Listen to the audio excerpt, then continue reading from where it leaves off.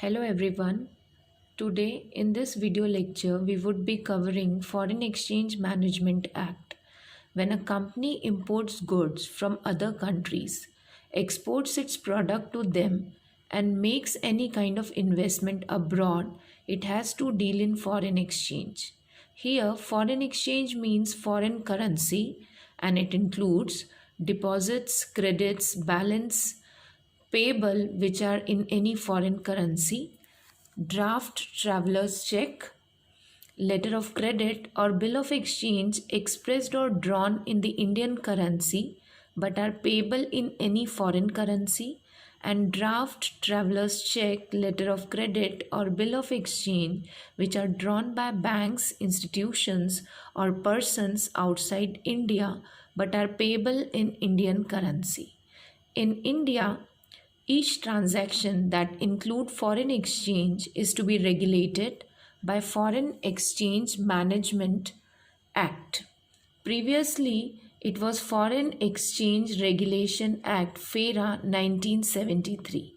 As a distinct impact of economic reforms along with liberalized scenario, FERA was needed to be replaced by the act called the Foreign Exchange Management Act 1999. FEMA is an act of the Parliament of India to merge and modify the law relating to the foreign exchange with the aim of facilitating the external trade and payments and promotion of the orderly development and maintenance of the foreign exchange markets of India.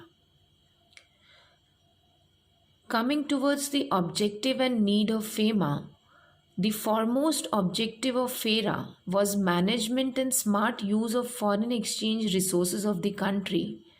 It also aimed to the controlling of certain aspect to the conduct of business outside the country by the Indian companies and in India by other foreign companies.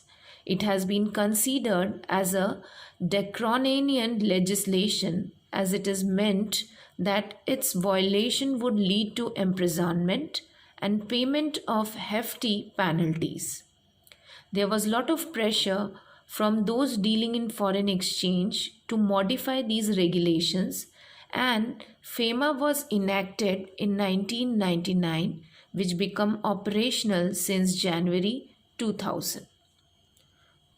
Coming toward the objectives of FEMA, some of the important objectives of FEMA are facilitating external trades and payments, encouraging methodical development and maintenance of foreign exchange market. The act has been assigned as a significant factor to Reserve Bank of India in administering FEMA. These rules, regulations, and norms, which are related to various sections of the Act, are laid down by RBI after discussing with central government. So, in this section, we are going to talk about some of the restrictions in dealing in foreign exchange. Section 3 of FEMA permits only an authorized person to deal in foreign exchange or foreign security. Such person authorized under the Act means authorized dealer, money changer, offshore banking unit, or any other person for that time approved by Reserve Bank of India. This act deals with two types of foreign exchange transactions. The first one is current account and the second one is capital account transaction. In the Act, the term current account transaction is defined as a transaction other than a capital account transaction and without prejudice to the generality of the foregoing. Such transaction includes payment due in connection with some foreign trade, other current business, services, and short-term banking and credit facility in the ordinary course of business. Payments due as interest on loan, net income from investment, remittance for living expenses of the parents, spouse, and children residing abroad, and expenses in connection with foreign travel, education, medical care of parent, spouse, and children. As a general rule, any person may sell or draw foreign exchange if such sell or drawn is a current account transaction under this act. Central government may, in public interest and in consultation with Reserve Bank, impose such restrictions which are reasonable for current account transactions as prescribed. Now, the second important account that is being included under this law is the capital account transaction.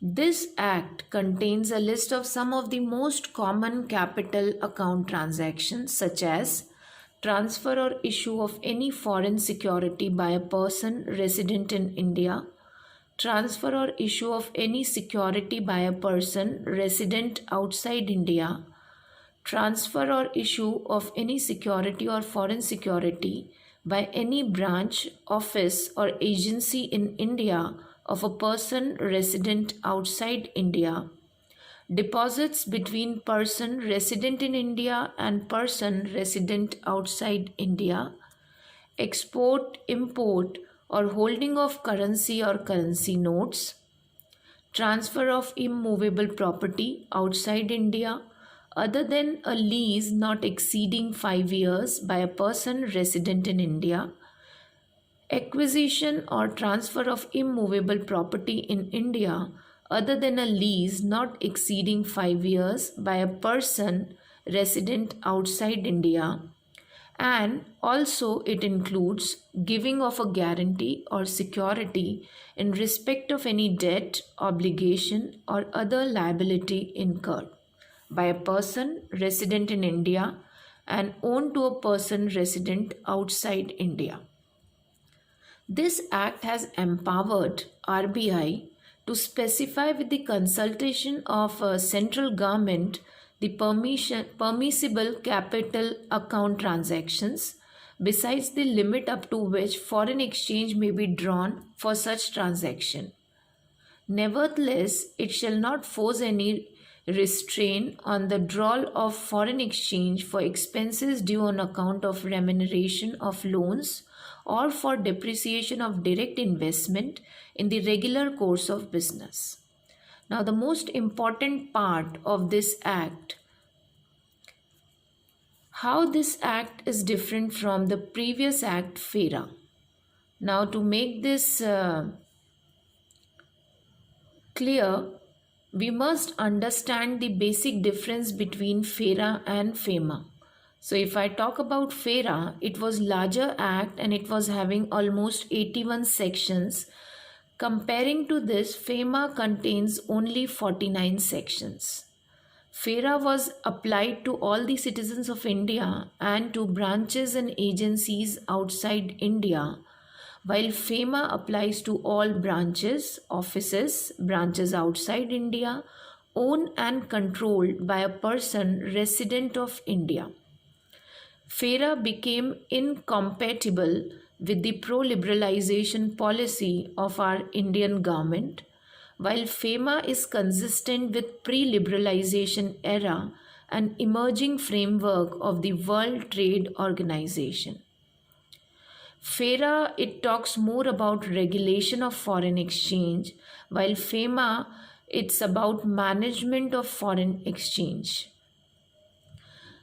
FERA was less transparent as compared to FEMA, and the main aim of FERA was to conserve forex and to prevent misuse of forex, while FEMA's aim is to facilitate trade and develop forex market to promote the orderly development and maintenance of forex market.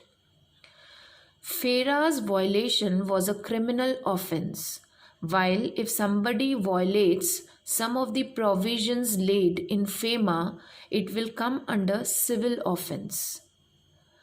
It was safe to presume that any transaction in forex or with non-resident was prohibited unless it was generally or specifically permitted under FERA. While in FEMA, we can say that FEMA works under two golden rules. all current account transactions are permissible unless otherwise prohibited, and all capital account transactions are prohibited unless otherwise permitted. Now, to make the provisions more easy, the government has introduced a new licensing policy. Prior to industrial policy announced in July 1991, licensing was governed by Industrial Development and Regulation Act 1951. The licensing was meant to help achieve some of the objectives of economic policy, such as design pattern of industrial dispersal, encouraging new entrepreneurs, protection and development of small scale sector, and regulation of foreign capital, technology, etc.